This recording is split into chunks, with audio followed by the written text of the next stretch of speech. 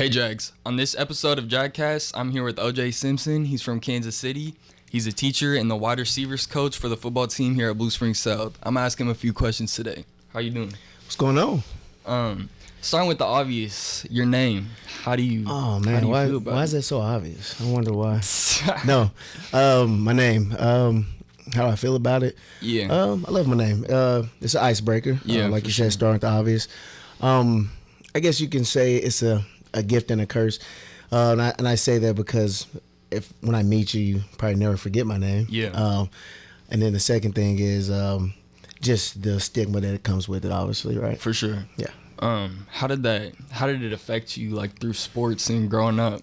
Like, I don't know. I guess you can say I have tough skin, so it didn't affect me as much. Yeah. Of course, kid made jokes and things like that, but like I said, those things didn't bother me. It was like friends joking around. No one sure. like ever really tried to like torment me or or things like that.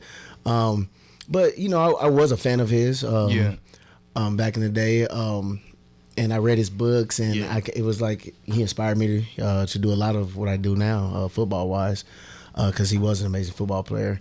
And recently through my success through like some of the movies and just know people, I actually have been like talking with him, messaging back and forth, and I'm supposed to end up meeting him.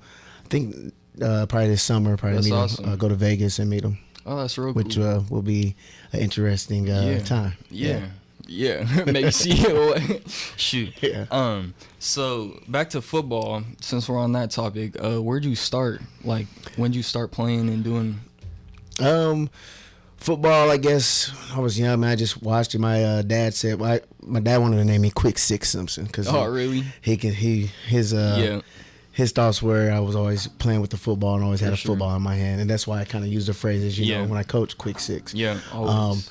But it just was a game, man, that I had fun. I watched a lot of it. I think just sitting, watching TV with my dad, that's one of my fondest memories because he wasn't around a lot, So the time he was around, we actually talked about football. That was the biggest thing. And I think it became a way for me to identify myself with my father also because I know how much he loved football. And when he wasn't around, I kind of want him to come see me or to be around to see those things. Unfortunately, he wasn't around that much to see it. But now he's kind of see what I've done with it and what I'm doing with it now. And then he sees it and he's excited for me. Good. That's good.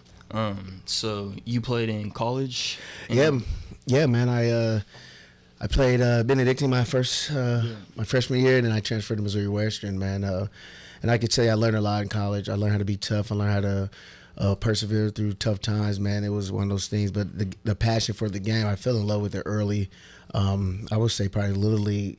It was like a family, man. Like, I had brothers, and a coach was my father type thing. For sure. And it always made me feel like I was needed and adequate enough because everybody's always patting you on the back saying, good job, man. And that's one of the best feelings in the world when you got, coaches and your teammates depend on you to do something and then you come through for them, man. And that's kind of what I look at football as like a family. For sure. Yeah.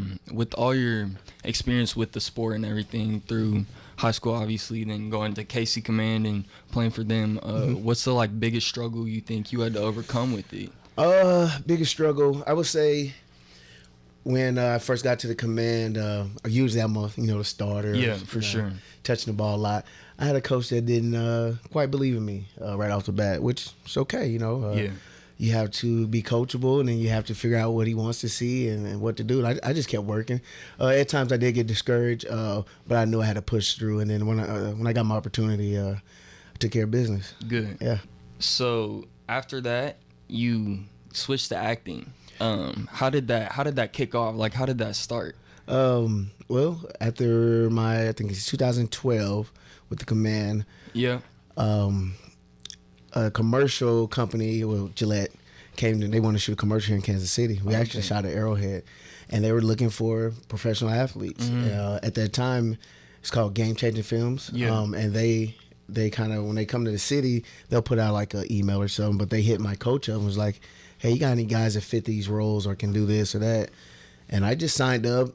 not knowing it's gonna be a big deal. Just like, hey, I'll be like an extra in a commercial. I was like, that's cool. Get paid like $500 or $600 or something like that. Yeah. For 1 days of Yeah. work, right? Yeah. Well, I get lucky and get like a principal spot. I mean, it's like a stunt role. My first time out. What was your first movie? Well, after commercial, my first movie was Stunt role. Focus. Focus. Yes. Will So Smith? my first The one stunt with was Will Smith? actually in a commercial. Yes. Oh, really? Yeah. So I did the Gillette commercial with Clay Matthews. Was the actual first thing I've ever done, which was awesome. Yeah. And Clay's a beast, of course. For sure. But then after that, after commercial, the company really liked what I did. And I go back to football. Football gave me these opportunities, and also taught me how to be on time and listen and just everything they like. So they're like, hey, can we kind of sign you to a contract, sort of thing? And and after that, years going on, they called me up when they had something for me. So I've done Focus with Will Smith, the football scenes where they were betting on the game. Yeah, right. yeah. I did that. Met the comedian Martin. Nice. He's so funny. The guy that's 55. Discount Yeah. double check guy. Yeah. He's hilarious. And then I did the Brian Banks story, which is an awesome story about hardship and not giving up. And then I did Necessary Roughness TV show on USA. Shot another movie, hasn't came out yet. Not sure if it's going to make it out. It's called the Chucky Mullen story. It's about the guy that, from Ole Miss and Vanderbilt. He got paralyzed by making a hit, and there's some nice story out of that one. And then the one I actually got cast in and had some lines was American Underdog, which was for sure awesome and a familiar big with blessing. Yeah. Yeah, that's awesome. Well, through all this, what's the biggest like lesson you've been taught through acting and playing sports at the same time and just juggling all that? Biggest thing, man. The opportunities I've gotten is definitely been for football. For sure. But the biggest thing is it's been a blessing from God, I believe. I'm a big faith guy. Yeah. And you know me personally, like, because you see me at practice, I joke around a lot and all that stuff. But I'm a big faith guy. I understand where, in this world, you got to have something to look forward to, something to push you, something to believe in. And my faith is really strong. I would say that's where, where it's come from, and all these opportunities that pushes me towards that, man. It's just been it's been awesome. The biggest thing is I get to give back For sure. with all this, with all my experience in these things, and football, man. It's some people think it's a game. Even like the guys that getting paid millions of dollars, some people, the fans forget, like they're human. Yeah. They may make mistakes and whatever, but the game itself, man, like we fall in love with that game. Yeah. Like majority of those guys fall in love with that game, and it does a lot for people.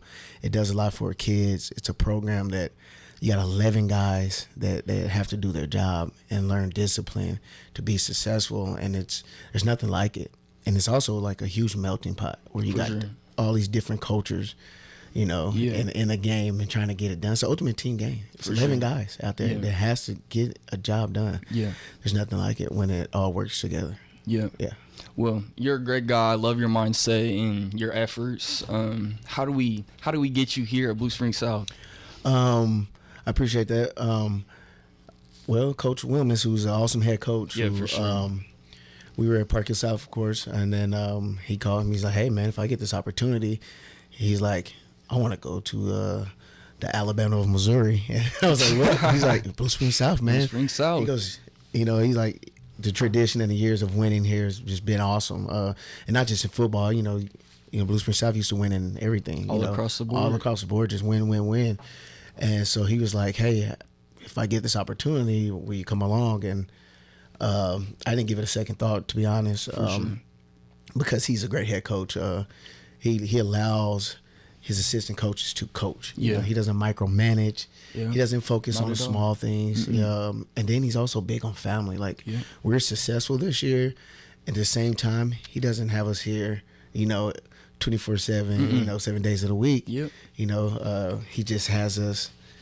We're here, we work, and we get it done. And he's like, "Hey, family is very important. Go spend time with your family." For sure. So he's an awesome guy, and I appreciate that. Shout out to Coach Wilmus. Yeah, for sure. Well, that's all I got for you. I appreciate you, Coach, for your time. Oh, yeah. Thank you. Thank you. Awesome.